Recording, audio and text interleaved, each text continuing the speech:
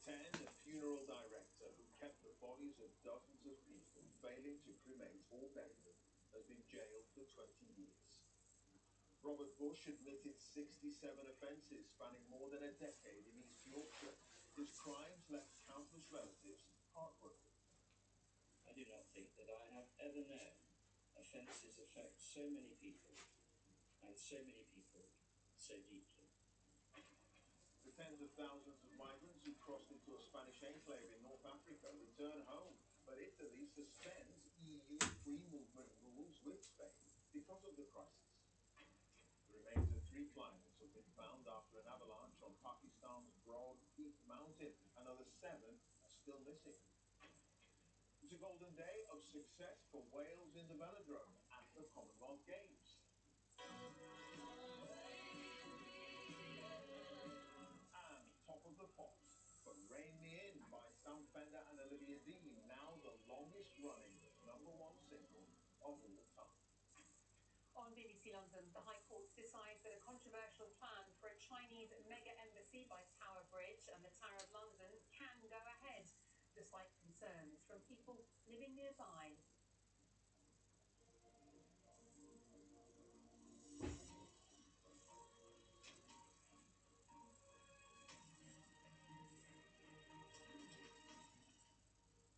Hello to you. Where police acting on a tip-off first entered the premises of Legacy Independent Funeral Directors in Hull, they found scores of decomposing bodies and several boxes of human ashes.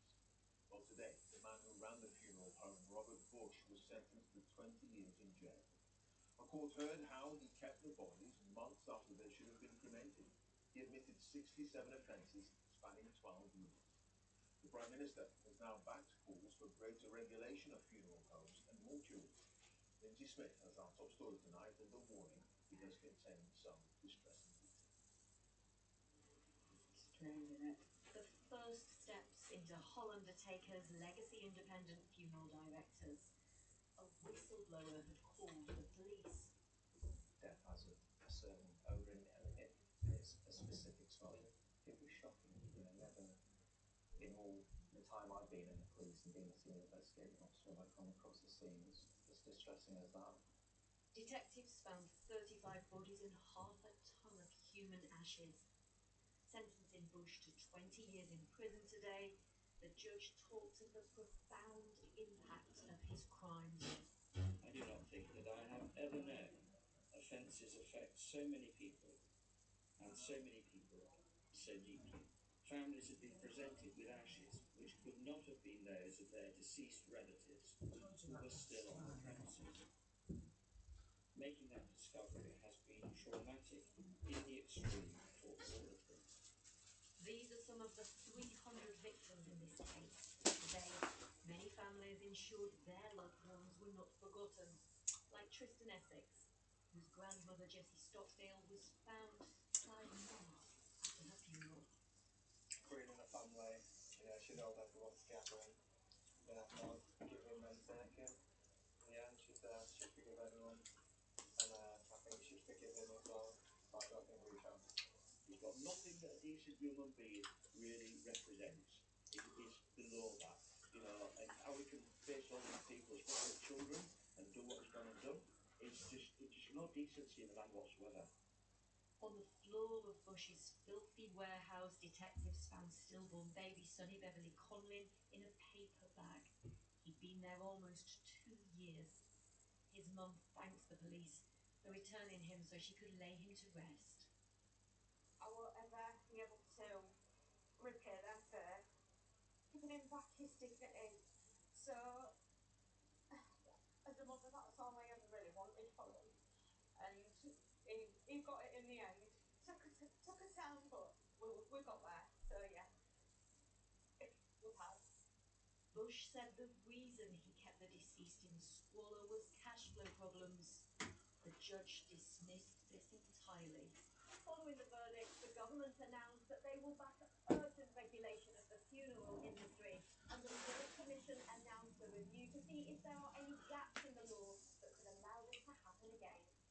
At some point, every adult in this country will have to deal with a funeral of a loved one, and we cannot let these people in their most vulnerable moments end up victims to a funeral director like that one.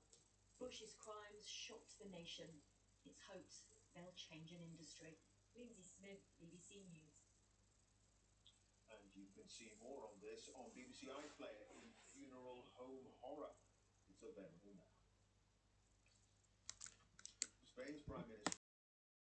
And is it? But it's 20 years. This is the reality of a funeral home where the remains of 35 people were found. For the first time, this police footage shows us inside the building where so-called monster funeral director Robert Bush committed his crimes. He prevented lawful burial and committed fraud by failing to properly care and return ashes to families. You said sorry today to the family. At each court appearance, Robert Bush has covered his face. But now, new footage lets us watch exactly how Bush reacted when he was arrested. I've never given ashes back to my ashes. And grilled by police.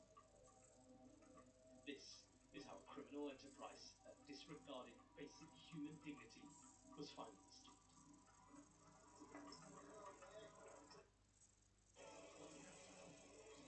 Here's the moment back in March 2024 when police officers stormed a plane after it touched down at Heathrow Airport. After he landed from the US, police arrested Robert Bush on suspicion of prevention of a lawful and decent burial, fraud by false representation, and fraud by abuse of position. It's because while Bush was out of the country, they had been investigating his company, Legacy Independent Funeral Directors, after being contacted about potential wrongdoing. They got into the Legacy building. This is what they found.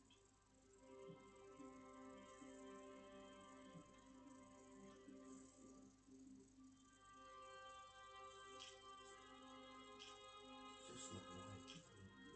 But beyond the disorder, the mess and the grime, the disregarded family donations, police discovered human remains. Boxes of ashes linked to as many as 163 families and Look at 35 that. bodies. Dreadful. So dreadful. Okay, Rob, so the time on my watch is 16:44 hours. The police took Bush in for questioning. This is what happened the day after. The interviewer references Bush's reply to being arrested on the plane at Heathrow. And when you make the comment, I put it all up everything, my whole world just The whole thing has been a crescendo of poor choices. Then they ask about the specifics. How was Robert Bush treating bodies when they came into his care? So, body storage again, your auditing system, unless you tell me otherwise from what you've said in your previous account, is that it's all pretty much in your head.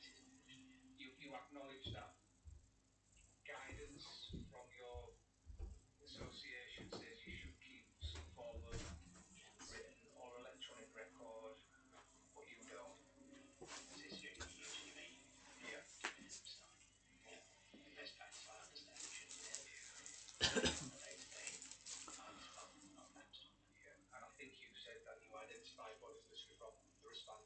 Wristband, yeah, and the sign. You can recall people as well. And at the point the police became involved in this investigation, just tell me how many people, or how many bodies, sorry, were in your, was in your storage facility. Quite a lot. How many is quite a lot? Approximately, if you don't know. A good 30. It transpires that Bush has been keeping bodies for 11 months. And what kind of date range? What, out of the 30 or so bodies within your storage facility, by date order, what is the oldest one? There's one that goes back to, I think it's April. April of what year, sorry? Last year. April 23. Oh my God. So out of these 30 or so bodies, I'm appreciative that a number of them are still going through that process where family are still paying with their loved ones to be buried or cremated, sorry, is more appropriate to use. But how many out of these 30 or so bodies do the client, the family, believe that they've been buried or cremated and they are still actually sat within your storage facility?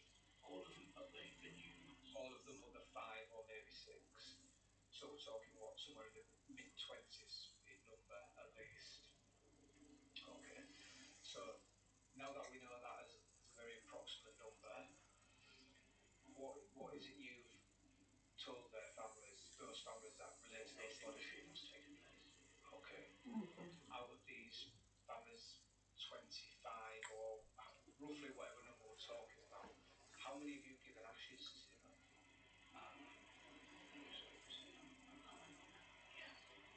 Okay. Have you given any ashes to? Yeah, no comment.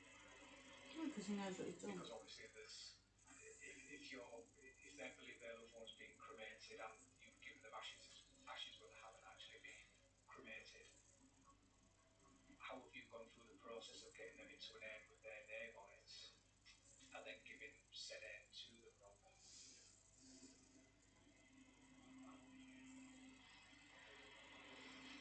No comment. To justify his Like decisions, me, that Rob probably says this.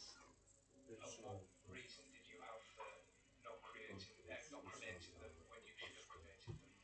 So, with the debts that I had accrued and for level of cash What flow happened if he did something today?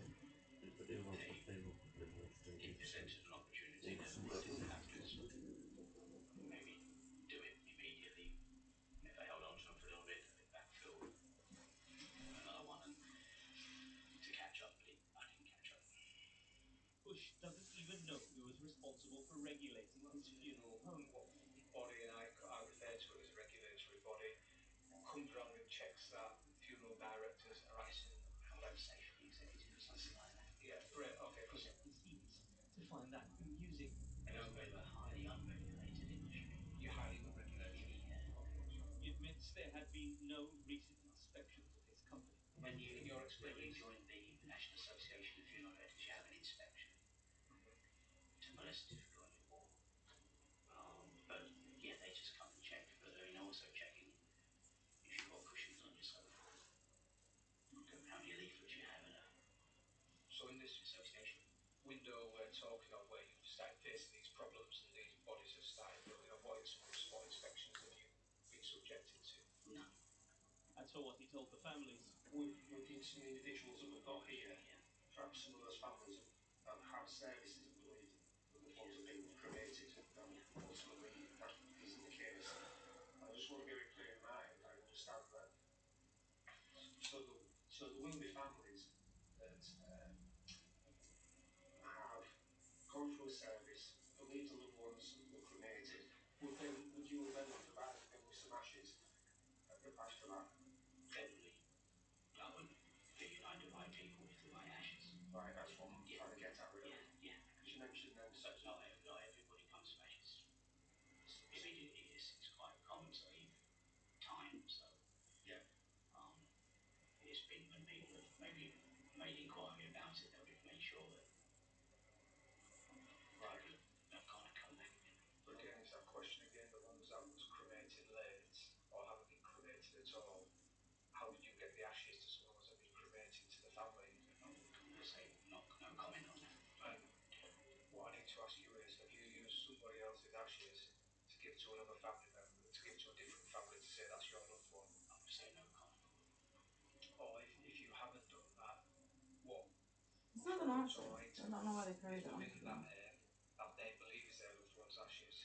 I've never given ashes back, there weren't ashes. So it's always going to be human ashes. the investigation continued, and then, several months later, Bush received this knock at the door. Yeah. Yeah, great. Come in. Yeah. Rob, we've come to arrest you. Okay, so I'll caution you, alright? Do not say anything. Okay, how many defense you don't mention your question to the offences that we're arresting you for this time are prevent lawful and decent criminal bodies, ground false representation, fraud by abuse of position, and offences under section 9.7 on financial services and theft. Alright.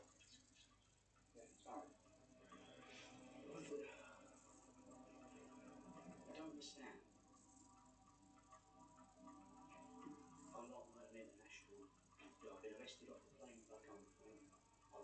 taking it up. It's like I'm Che Guevara or something. I'm not that complicated. You said so many times, let me help you. I know what it is. I'll come in and talk to you. Look, it'll be different the way it's been done. Not you, I mean, just the whole, the way it's been done. I mean, I'll leave the client when you woke up. Yeah. I came back early.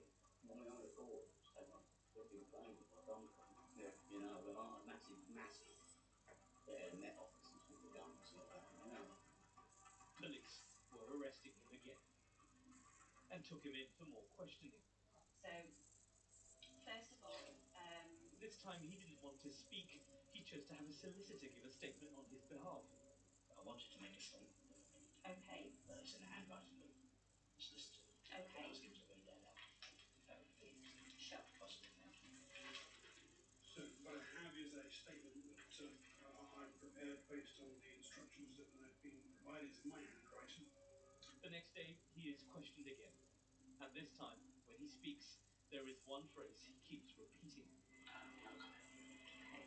And who at Legacy does manage the charitable donations? No comment.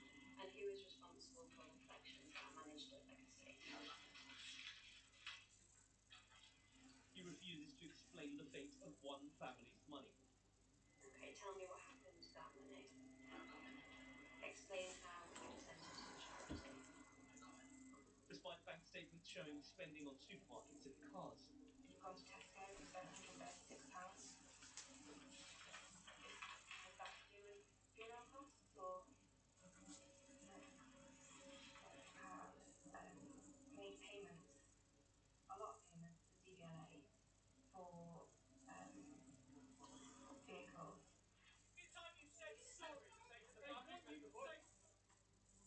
In April 2026, Robert Bush pleaded guilty to 67 charges, including preventing a lawful and decent burial of remains.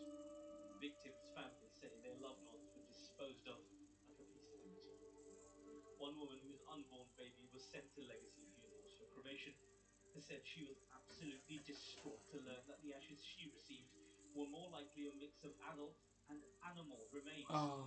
It's one of them though. Like there's people out there that didn't get any ashes and I got given somebody's animal. This week, Bush is being sentenced. The extent of his crimes means the sentencing is taking 5 days.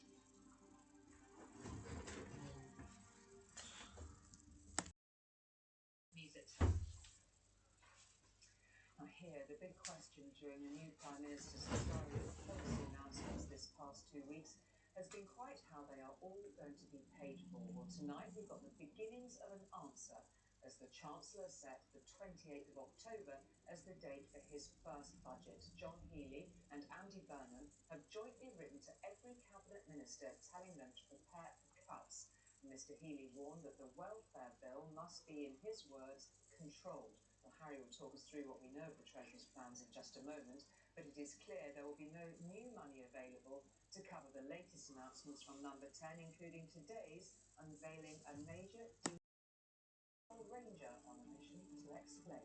Join us after this short break.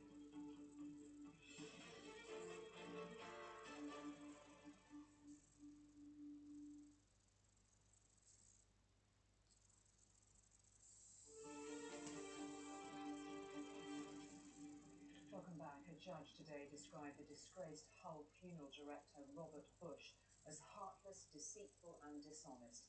He said Bush was motivated by financial greed, mixing up ashes, allowing bodies to pile up and fleecing pensioners with fake funeral plans.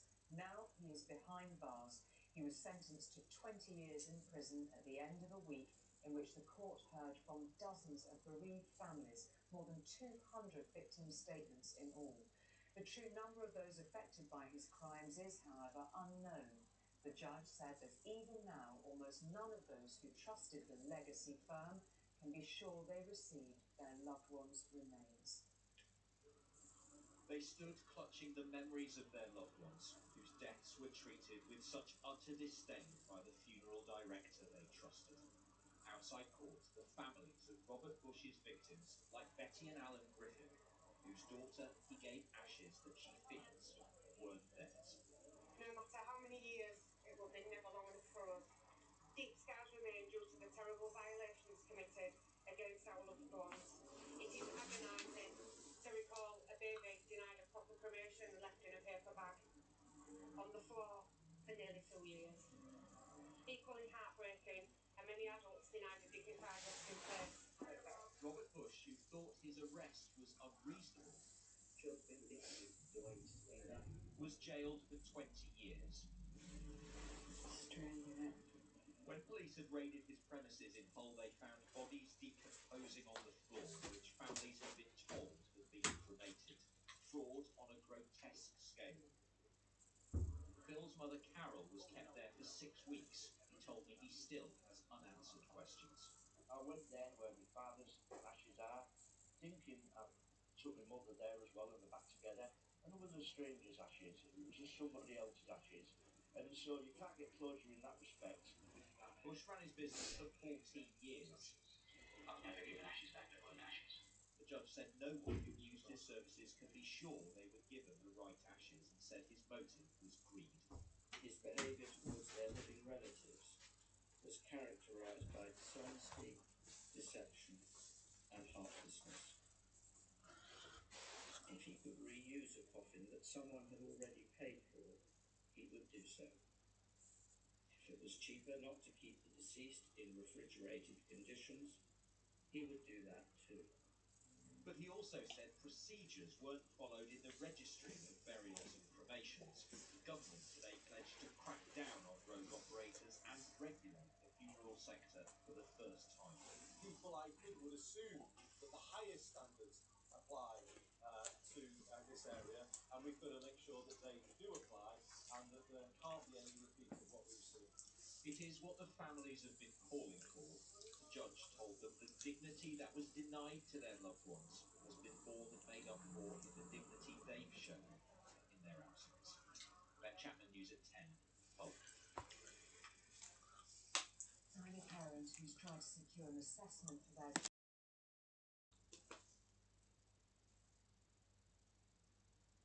Vulnerable moments and victims. I don't know how many people on your YouTube channel will see this. Officials now say the vast majority of those who arrived since Thursday morning have returned to Morocco, but Italy today suspended EU free movement rules with Spain. With Sarah Rainford. This was the mass scramble to make it into Ceuta. Tens of thousands of migrants in a sudden rush to cross the border where Europe and Africa meet. And no one was trying to stop them. As they swam from Morocco to a sliver of Spanish territory, a new European crisis loomed. Dozens of people drowned trying to make it. But those who did reach Ceuta were overjoyed. I want to stay here. I want to stay in Spain. That's it. I'm not going back to Morocco. It seems the sudden surge was sparked by reports in Morocco about a Spanish court ruling that people thought would allow them to claim asylum. Word spread, but it wasn't true. Arriving in Ceuta today, Pedro Sanchez was booed by those who called his migration policies too soft. He blamed people smugglers for feeding young people false hope about an easy path to Europe. I define what happened yesterday as an attack, a violation of the territorial integrity of Spain. Ceuta is a Spanish city, and what happened yesterday deserves our strongest rebuke and condemnation. There are questions, though, about Morocco's role and why so many people were able to cross so easily. A similar crisis 5 years ago, though much smaller, was sparked by a diplomatic dispute between Spain and Morocco. Around Europe, the populist right is using all this to call for tighter borders, more security. Italy is suspending its Schengen deal with Spain for now, bringing back document checks. And even Donald Trump has weighed in, claiming that liberal laws could cause an invasion. In fact, migration to Spain has been falling. This is an anomaly, but it's a big one, and it did make some in Ceuta nervous. The population, that's usually tiny, had suddenly soared. This man said there'd been no trouble, but he called the situation unsustainable. This woman says they're a bit scared to go out. then the migrants began heading back across the border because there is no easy way to the Spanish mainland from Ceuta, so no reason to stay. Europe has been rattled, but a crisis that arose so quickly is now fading just as fast. Sarah Rainsford, BBC News. Senior advisor to Gianni Infantino, the president of World Football's The World Cup boycott spread. A senior FIFA official accuses him of deceiving its staff and... Get out of the way, Susie. Get that way. The goal needs to come around this way, and it can't be just standing there. Pecking order. Scotland's first goal ranger on a mission to change our view of the infamously scavenging birds. They're quite stubborn, and I think it leads to them behaving in ways that leads to them being misunderstood.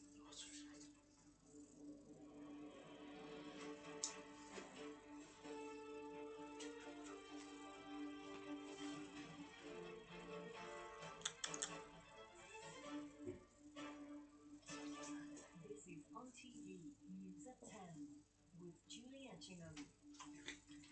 Good evening. Europe has once again been confronted with a migration crisis following the arrival of some 60,000 people in the space of just 24 hours in the Spanish territory of Ceuta.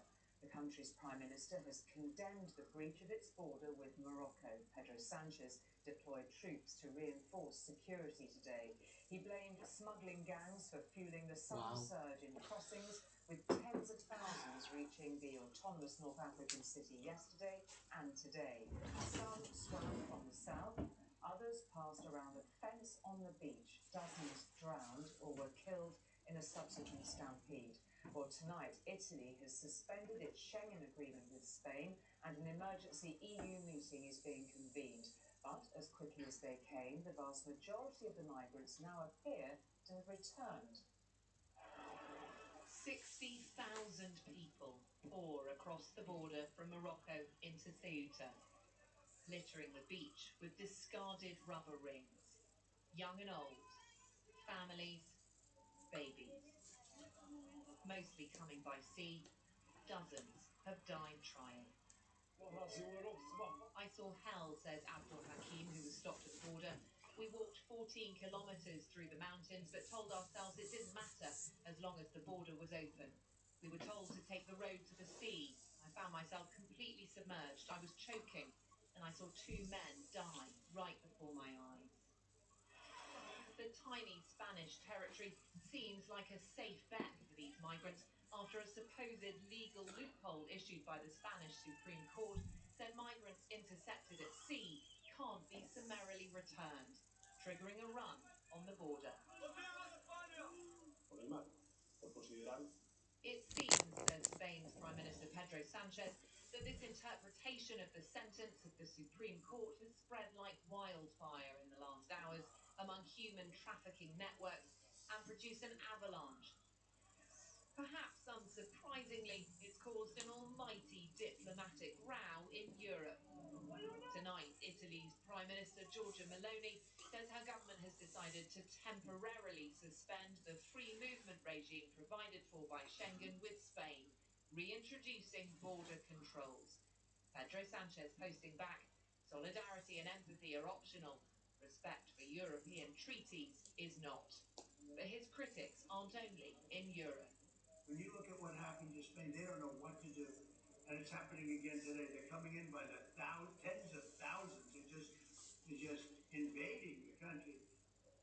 And what that is weak law, bad management, but very liberal law. Spain's military has been sent in to reinforce the border. Authorities promising to speed up deportations, claiming half of those who've come here have already gone back. But the huge tides of people arriving in Ceuta in the last 2 days are expected to keep coming. Olivia Guthrie, News at 10. Now here, the big question during the new Prime Minister's flurry of policy announcements this past 2 weeks has been quite how they are all going to be paid for. Well, tonight we've got the beginnings of an answer as the Chancellor set the 28th of October as the date for his first budget. John Healey and Andy Burnham have jointly written to every cabinet minister telling them to prepare for cuts. Mr. Healey warned that the welfare bill must be, in his words, controlled. Well, Harry will talk us through what we know of the Treasury's plans in just a moment, but it is clear there will be no new money available to cover the latest announcements from Number 10, including today's unveiling a major devolution drive. This former mayor and the new Prime Minister wants to give England's regions a boost. Andy Burnham was at a community centre in Sheffield today to announce new devolution powers. What we're doing is giving places an incentive to get more growth and then keep more of the tax that comes from that growth, the income tax, the business rates. There's no details yet of how much income tax and business rates regions will be able to keep, but the Prime Minister said his aim was clear. You know, we're not growing strongly. We've been in a low growth situation for a decade or more now, and we've got to break out of that.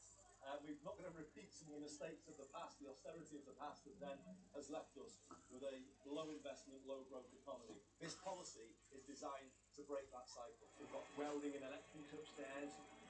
We've got about 2,500 learners that come day to day. This training centre in the West Midlands already works with 500 employers, but the manager here hopes devolution can help develop better skills in nearby schools and improve local transport connections. We'll be able to meet the regional needs that differ across the country, be able to make quicker decisions that are going to help support the skills and the growth for the employers and the providers like us. In East Birmingham, this site will soon be home to one of the biggest redevelopments in the country. This is going to be an entertainment complex with retail, hospitality, and thousands of new homes. And I suppose with devolution and more powers, you hope you can make more projects like this happen. I want this to be an example of what we can do working in harnessing public and private sector. The mayor here says keeping more tax revenues in the region means he can borrow to invest in big local projects. This is all about having the freedom, greater freedom and flexibility to use the resources that are available to improve the lives of people here, whether that's the job creation, attracting business investment, or improving the transport system.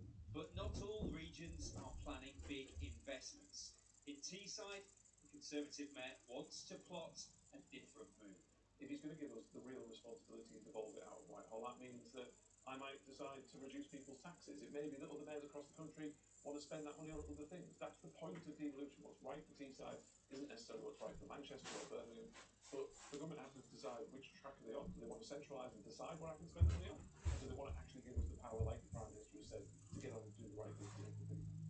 Some Labour MPs have voiced concerns regions without mayors could miss out. But Andy Burnham insists every part of England will soon get a bigger slice of their region's revenue. And Harry joins me now to talk a bit more about what we've learned about the upcoming budget in a very particular interview that the new Chancellor has given tonight. Yeah, that's right. And look, Andy Burnham's team are pretty happy with how the first couple of weeks have gone, and they think they've done a lot to try and ease the cost of living for people, but we now know there is going to be a bill for that.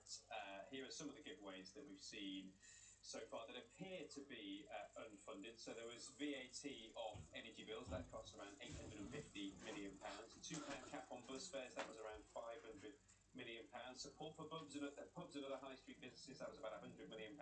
And then there's the Defence Investment Plan that the previous Prime Minister Keir Starmer made that had a £4.7 billion gap in it. That needs to be filled in this autumn's budget. Tonight, the Chancellor and the Prime Minister were told in Britain to every single cabinet minister, telling them there's no new money to fund Andy Burnham's plans and asking them to undertake what they call a reprioritisation of their plans. In other words, to spend this new money, you're going to have to cut some existing money. And in an interview with The Times tonight, John Healey, the Chancellor, hints at what might be cut. He says the benefits bill, or the welfare bill, is inexorably rising, must be controlled. And he also didn't rule out tax rises in that interview, although he did commit to Labour's manifesto promise not to raise income tax, VAT or national insurance. Now, Treasury source said tonight The Chancellor favoured a straightforward, well-managed budget this autumn, building on the foundations of Rachel Reeves' budgets of strong fiscal discipline. Politicians tend to be quite popular when they're spending lots of money. We have seen a bit of a burn and bounce in the polls this week. Politicians can often be less popular when they start cutting public spending, and it looks like what Andy Burnham might have to do this autumn. Okay, Harry, thank you very much for taking us through all of Okay, that. brother, And play in close just out, the 'cause last apparently half an you hour, can't do the result yourself. has finally been announced in the by-election to succeed Andy Burnham as Greater Manchester Mayor. Labour have taken control of the combined authority. Their candidate, Beth Craig, the current leader of Manchester City Council, received 2/3 of the final vote share. She beat Reform UK's Simone Astley at the second round of the count. Now, it was late last night when Donald Trump announced a deal had been reached for the complete disarmament of Hamas. The militant group confirmed the agreement this morning, but still, nearly 24 hours on. I started out with What are you managing? Not cool. How did you do that? King of soccer, but Rocket. Infantino's future at the top of football's governing body could be in jeopardy tonight. The fallout is intensifying following his plan to offer private investors a stake in future World Cup profits. His own senior advisor has resigned, and a third confederation has now spoken out against the scheme. So too has FIFA's own chief operating officer, saying staff at the organisation had been deceived and deserved better. The boss of FIFA was filmed yesterday very much in his natural environment, a high-stakes occasion shaking the hand of a king. This time in Morocco, where he was perhaps trying to persuade His Majesty of the merits of his World Cup sell-off plan. While some of Mr. Infantino's closest colleagues are totally unconvinced. Carlos Cordero was instrumental in getting the Trump administration on board for the last World Cup. He's now resigned because he says the plan doesn't make financial sense. UEFA, which is threatening to boycott future World Cups over the deal, agrees. FIFA already made huge multi-million pound revenues from the World Cup, which should go straight back into the game for the grassroots and facilities and so on. FIFA sits on huge reserves, which should be spent in a not-for-profit on developing the game. So there's no need to sell off the game in order to develop it. You need to use your funds more skillfully and strategically. This is how the footballing world is lining up around the Infantino plan, leading the charge against the home of the world's richest footballing country, Europe. While the governing body in North and Central America says it has rejected the proposal too, as has the Asian Football Confederation, which is urging FIFA to undertake an urgent review of its governance and decision-making framework. In football's other historic stronghold of South America, the governing body has always been very supportive of Mr. Infantino. They've so far said nothing about his plan, while the confederations in Oceania and Africa have both said they'll discuss it in meetings next month.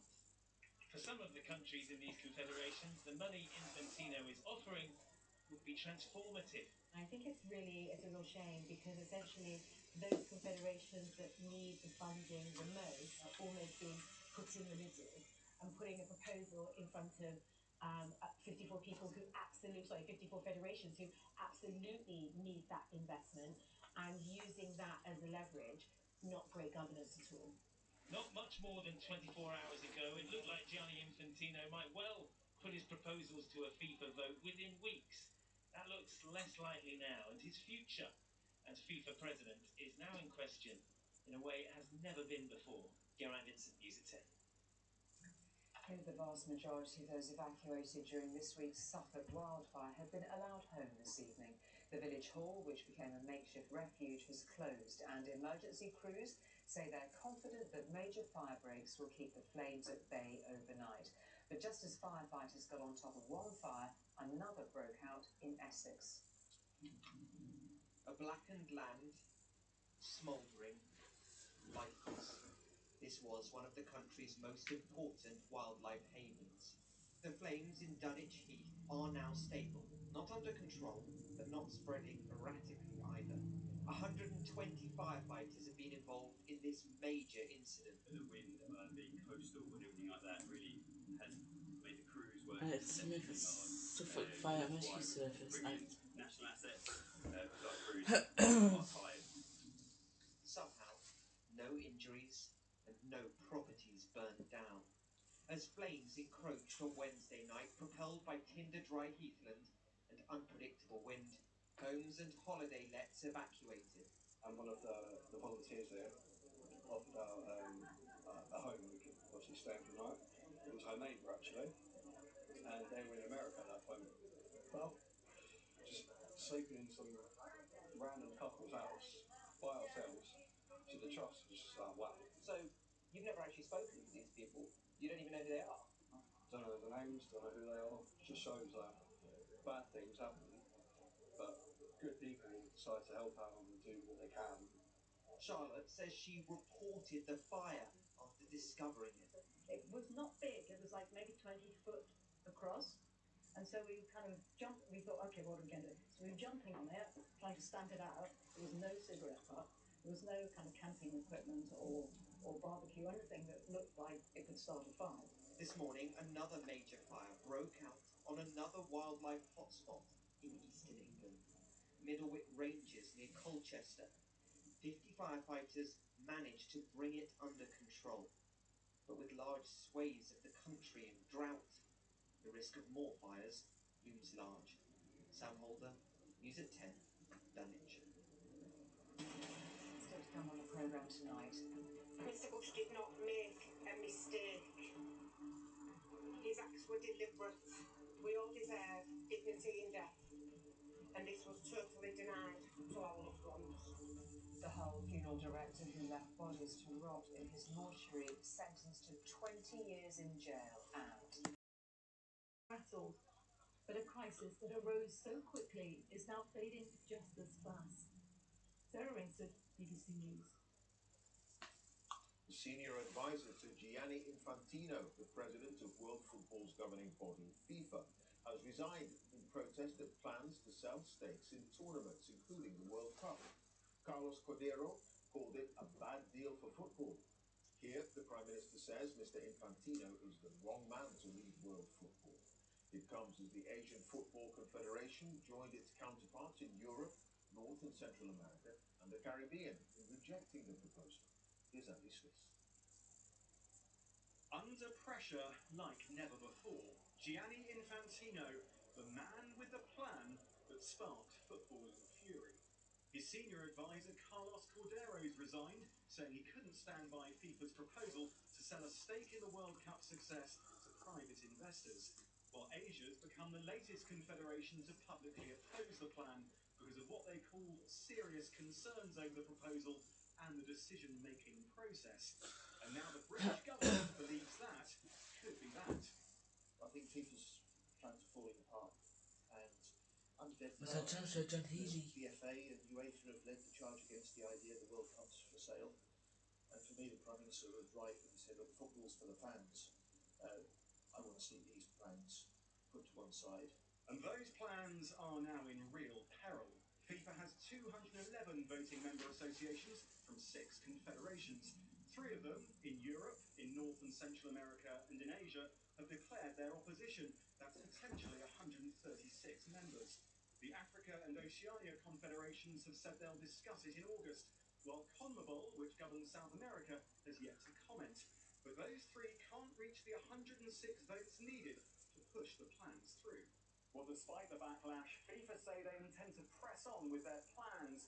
Nobody is selling football, they said in a statement, adding, we respect the feedback and concern, and they insisted there'd be an open and democratic consultation.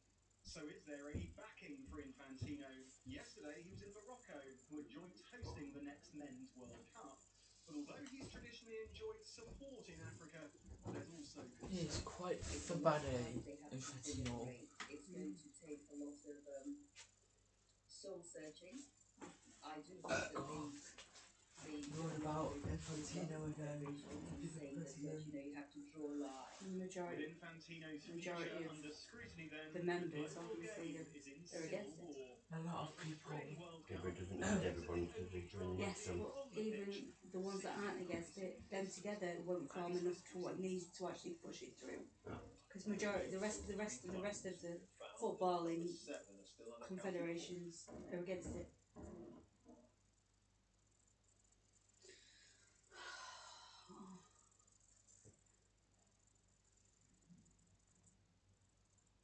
genuine disarmament of Hamas. So tonight, where are we on a peace deal in the territory? In a moment, What? My first assessment. Very crazy. I could be for myself.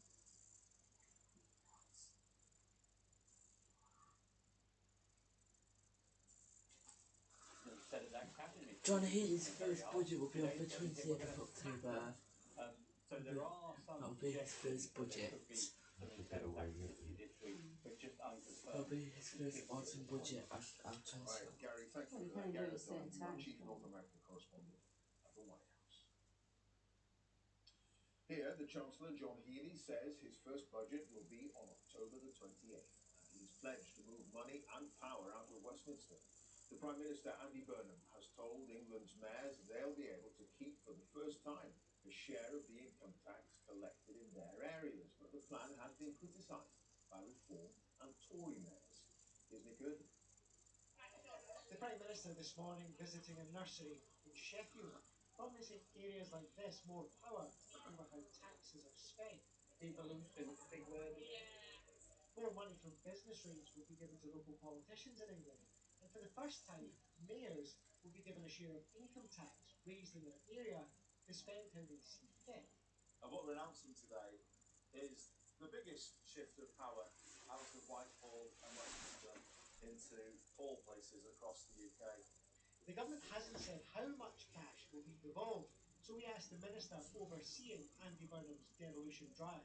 Are you prepared to give them a chunky amount of cash to spend in local areas? Well, it will be setting out at the budget exactly how much of their income tax and business rates that they'll be able to retain. But take South Yorkshire, for example, in 23-24, this region raised £3 billion in income tax. So any percentage of that is going to deliver.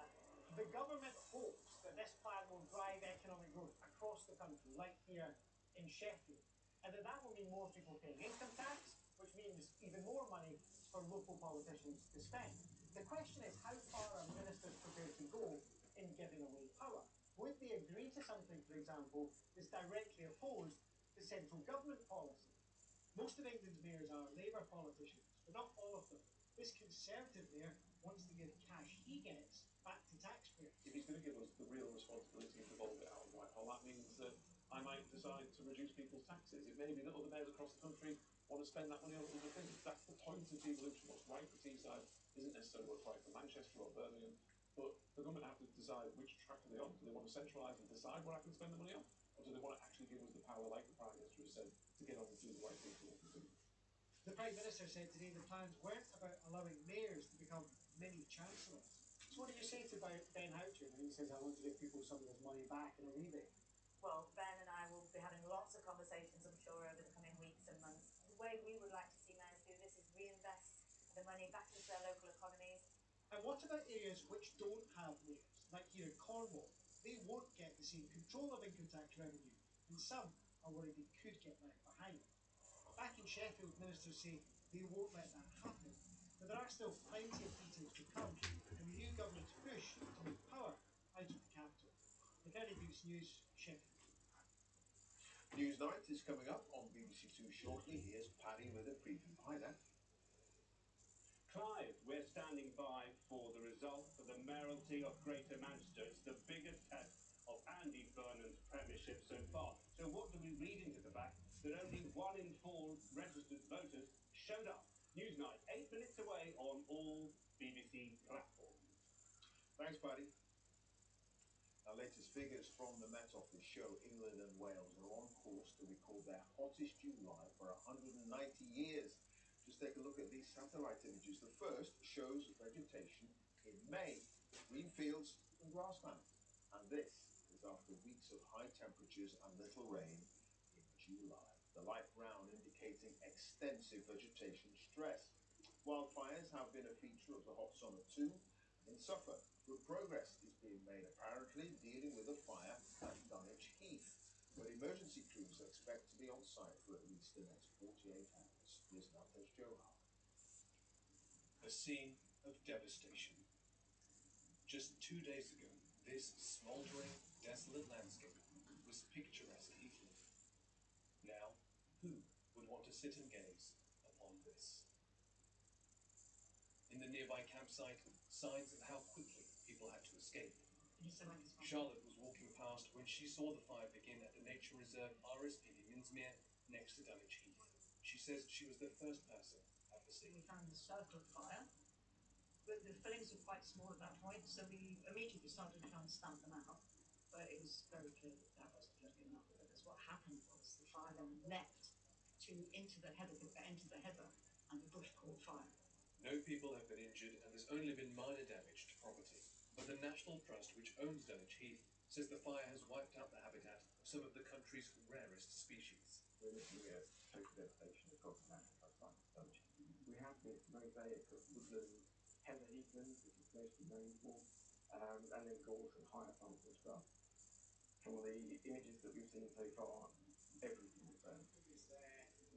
The kindness of the response from locals, though, has left its mark. Tara's family were evacuated from their holiday home on Dulwich Heath and stayed in the house of residents in the nearby village of Westleton, who were abroad on holiday. I'd just like to give a big shout out to the local community here. You arrive as strangers, but we've left as friends. They and others have now been allowed to collect their belongings from Dulwich Heath, and many of the holidaymakers are now returning home. The fire service says the blaze has affected 150 hectares, the size of 210 football pitches. We've got a water carrier in the background there, and there's shuttling water to different sites to help dampen down and try and stop reignition. As the wind speed is picking up due to the warmer weather, the hotspots are popping up. There's small reignitions, they're dealing with those. The fire service says its response will continue until at least Monday. Although the situation is stabilising, it stresses that it's still actively fighting the fire and that this is a dynamic incident that can change quickly. Yaftesh Johal, BBC News, Westleton. England's Georgia Hunter-Bell has won 800 metres gold at the Commonwealth Games, and there were also golds in cycling for Wales. Scotland has had medal successes too, at the second time of asking. Joe Curry explains. Melanie Woods wasn't expecting to be back here quite so soon. Less than 40 hours ago, she had claimed the 1500 metres T54 title. But after a crash, officials said the race had to be rerun today. Right from the start, Woods went to the front, and for 4 laps, she stayed there, to the delight of a home city crowd. In the final metres, she pulled away to claim gold, again, and with a new Commonwealth Games record time. A sense of deja vu and relief. Listen, it is what it is. I just had to park that, put it to the side and come out and do it again today. So yeah, I'm glad that I was able to come out here and have people in the crowd and relive that moment. Over at the Sir Chris Hoy Velodrome, Wales's Anna Morris dominated You the need women's anything, 4,000 metre individual pursuit to take a convincing gold. Time for a quick hug before returning to the 10,000 metre scratch race. But after initially celebrating silver, she was downgraded to 5th after being adjudged I had my second moose for super. success. As Emma Finnegan claimed top spot on the Keep podium having in the mooses. sprint race. More Welsh glory in Glasgow. And at the athletics, could Georgia Hunter-Bell take advantage of Keely What else was going to have for super? English runner led I the was front going to to cause keep purple third moose. place. What else was going to have? Streaking to victory with ease. And that wasn't England's only medal on the track, as Jake Minchell held on to take silver in the men's 400 metre hurdles, as did Emily Newnham in the women's race. There was a stunning gold medal for Wales team captain Olivia Breen, that's in the women's T38 long jump. And action returns here at the Hydro again early tomorrow morning, as England's netballers take on New Zealand for a place in the gold medal match. Joe, thank you for that. Joe Curry there, live in Glasgow. Now, Sam Fender and Olivia Dean have made pop charts history. Their hit, Rain Me In, has become the longest-running #1 single of all time, as Lisa Mazinda reports. The longest-running ever official #1 in UK chart history. Sam Fender and Olivia Dean. The two Brit Award winners duet, the first ever single to spend 19 weeks at #1. This is history in the making, sound, record-breaking stuff. I just personally want to thank Olivia, by the way, as well. Just while we had this, it wouldn't have happened without Olivia, obviously. Kind of, I feel like it belongs to the fans as well. presidential rights were broken a 73-year-long record set in 1953 by Frankie Lane with I Believe. I believe for every drop of rain that falls, a flower grows. Over decades, others have hoped to break Lane's record of 18 weeks. Yes, 15 weeks at number one. In 1994, Wet Wet Wet's Love Is All Around, from 4 Weddings and a Funeral, came close with its 15 weeks at the top.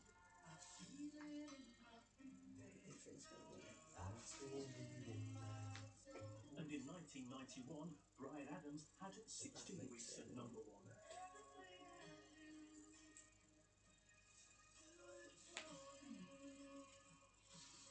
Sam Fender and Olivia Dean have now eclipsed them all,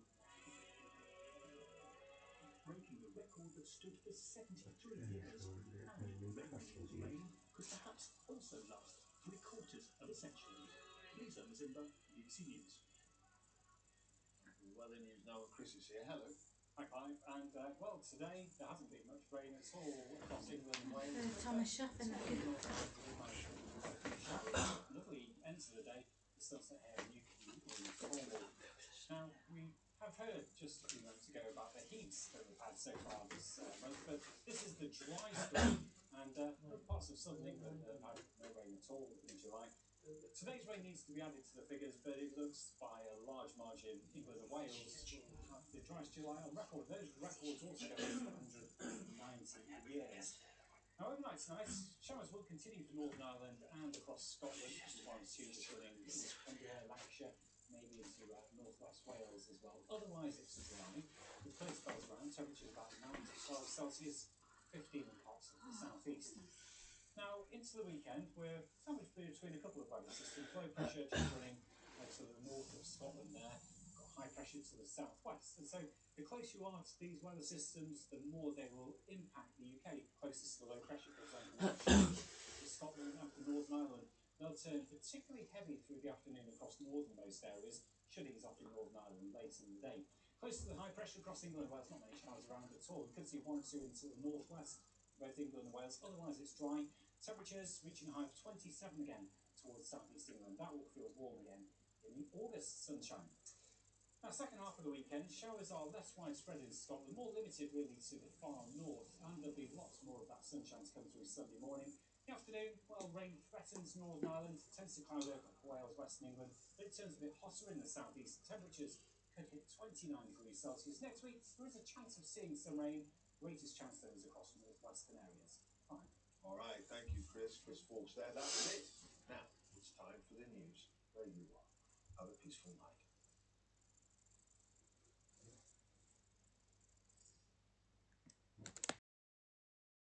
Giving grieving families the ashes of strangers has been jailed for 20 years. Robert Bush of Legacy Independent Funeral Directors was sentenced after admitting 67 offences, with a judge telling him that he'd caused anguish and pain on a scale beyond comprehension. Our correspondent Lindsay Smith has been in court. Feels vindictive the way this has been done. On arrest, he claimed to be the one mistreated. But as he was sentenced at Hull Crown Court today, the judge made clear that Bush's deceitful, disrespectful actions had caused profound pain. Mr. Bush, will you stand? The total sentence in your case is one of 20 years imprisonment. There are 300 victims of Robert Bush's crimes. And this week, their families have never let Robert Bush, the judge, or the waiting media forget the names of their loved ones. My granddad was 94, worked all his life. It's called Norman Bridger and he deserves that recognition. It felt a bit of a relief to actually have this come to an end. It's nice to be able to say he's got his sentence and can sort of close the book on that chapter. How we can face all these people, especially with children, and do what he's gone and done. There's no decency in the man whatsoever. I'm glad he's going to prison. Probably will never be long enough, but at least he's getting punished. If he could reuse a coffin that someone had already paid for, he would do so. If it was cheaper not to keep the deceased in refrigerated conditions, he would do that too. While Bush kept the deceased in squalor, he lived the high life, spending on holidays, jewellery and home improvements. The CPS have told us they'll address that.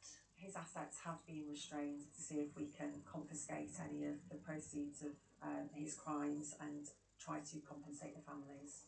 But as Bush begins his prison sentence, there are few thoughts of financial compensation, just fury, grief and tears.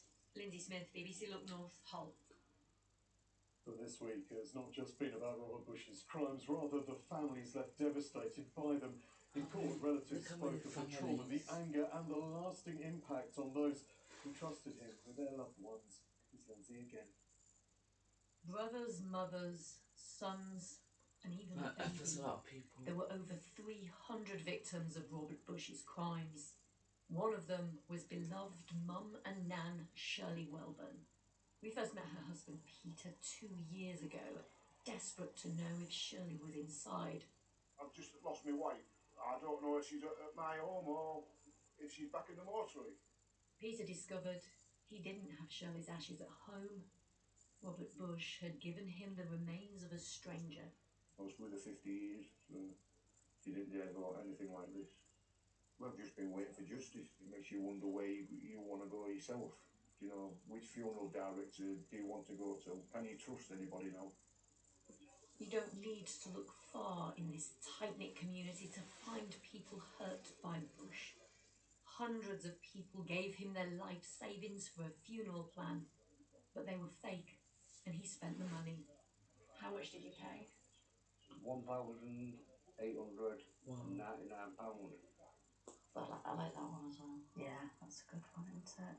Jane Wardby lost her son Matthew to cancer in Dove House Hospice. Bush hosted his funeral and organised a collection for Dove House. That's what Matthew wanted, and Dove House didn't get any at all. Robert Bush stole it, basically, to fund his lifestyle. I don't really want to mention him because what he did was horrendous. And this is about my son Matthew Craig, and he didn't deserve to be treated in such an undignified way. Robert Bush worked for other funeral directors before he owned Legacy. He's overseen 2,000 funerals. Now hundreds of families in this community wonder if he treated their deceased with dignity in the past. It's something homicide police say they can offer no assurances on. Well, our correspondent Lindsay has followed this story from the very beginning. Tonight she sent us this from Hull's Forget-Me-Not Garden, a memorial created itself for the families affected by the scandal. Well, this is the Forget-Me-Not Memorial Garden built by Hull City Council, and it's where most of the half a tonne of human ashes that were found in Legacy were scattered. Now that the legal case is complete, now that the Legacy building is under different use, it's hoped that this garden will become the focus of families' attentions, that they will be able to remember the good times and not just that which was done by Robert Bush. This place is open most of the time for families to come and remember. There are memorial plaques, flowers, photographs.